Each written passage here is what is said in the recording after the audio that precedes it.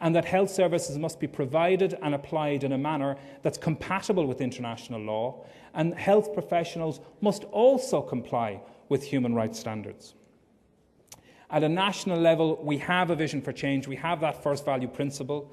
We also have a new UN system. We'll soon have Ireland is due to give a periodic review under the Convention on Economic, Social and Cultural Rights. We intend to submit a significant shadow report as part of that process, and we'll certainly be dealing with and addressing human rights issues there. There's huge moral pressure that can be brought through the UN system on national governments. It's a key area that Amnesty uses to create and enforce effective change in human rights terms, and it's one we intend to use now. The UN Disability Convention ratification is a key moment. The European Convention on Human Rights Act from 2003, the Human Rights Commission, the Ombudsman for Children's Office, the Mental Health Commission. These are all places where human rights principles are laid down in an Irish context, and where there's a key moment for us to use those principles to advance the work that we want to do. At an international level, there'll soon be the upcoming UN Committee periodic reports. The World Health Organization takes a human rights approach on policy and service guidance. You can see the reference there. And the Helsinki Action Plan on Mental Health in Europe. The Council of Europe recommendations for 2004 also require services of appropriate quality.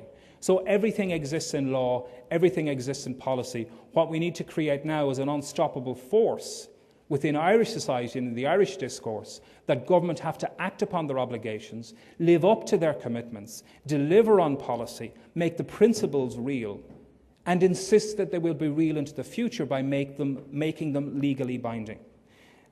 So PANA in that regard, if you can equip yourselves as members with the knowledge and information that you need to be able to respect and realise rights of those experiencing mental health problems, also recognise that in your own work, human rights are a really, really valuable tool to apply on the ground. It's not just at an international or national or legislative or policy level. They're a key tool, particularly when it comes to decision making. You know, as mental health professionals, you'll be aware that sometimes making the right decision in a complex situation can be very, very difficult, and that trying to find a context within which carers and indeed those accessing patients themselves can understand the way the decisions are made can also be very complex.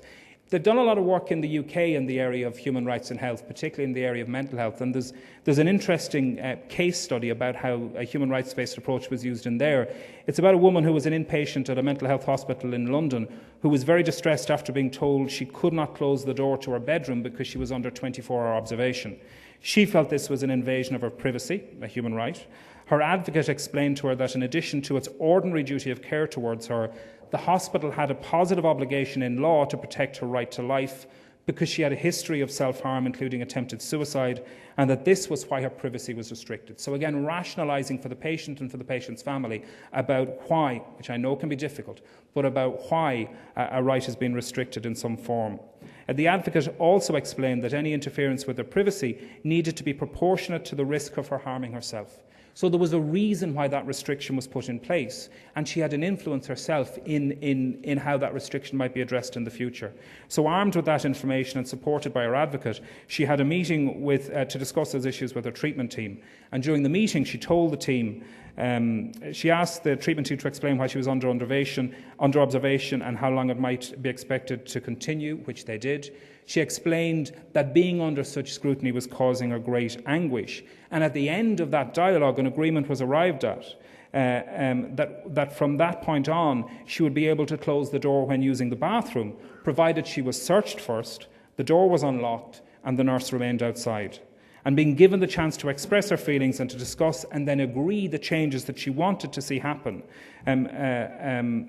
so she could now see that there was an observation process rather than a form of punishment, that was designed to protect and defend her human rights, to protect her, and a full appreciation of that. It's a very small example of how on the ground, when that's at all possible, engaging with the rights holder, engaging with the patient and the carer and the patient's family, can actually assist in working through the complex issues that can cause so much difficulty in delivering treatment for people. Looking at other ways in which you can support this campaign, well, Let's look at what other people have said. Let's look at what policy and what government has said over the years. Minister Tim O'Malley in 2007 pointed out that people with mental health problems had nothing like the kind of active and aggressive advocacy groups, for instance, Travellers had. And the result was that successive governments had allowed the state of the mental health hospital system to deteriorate. Put simply, we haven't been shouting loud enough. And repeatedly, when the trade union movement talks about what's happening in public services, the vested interest argument comes into play. The key thing about human rights is that they are an objective measure, an objective set of principles that are indisputable and that government is already committed to.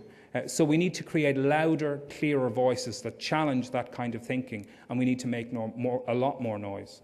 In A Vision for Change, they point out that there's no equivalent advocacy for improving mental health services as exists for other health services.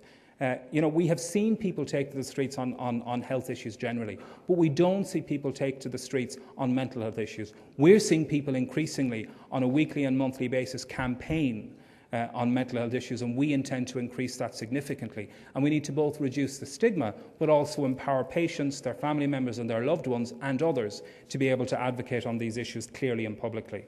So campaigning, not seeking just increased funding, services, law reform, etc., but real improvement in people's lives and mental health, helping us to achieve and measure success so that we see a real and demonstrated difference.